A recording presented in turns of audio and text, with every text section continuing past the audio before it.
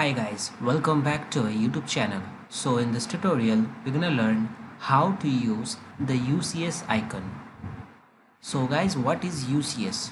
Basically, UCS is the user coordinate system. This is UCS, where it represents x-axis and y-axis.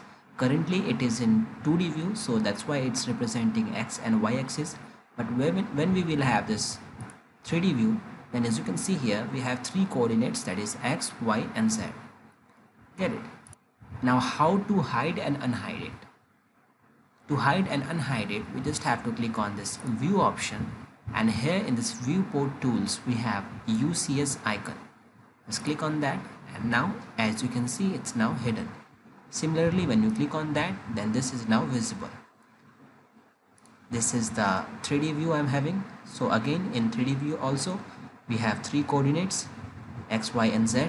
When I click on this UCS icon, then it gets disabled and it disappears. So this way guys, you can use the UCS icon. It helps to get in the coordinates when you are drawing something either in 2D or in 3D. So that's all for today guys. Thank you.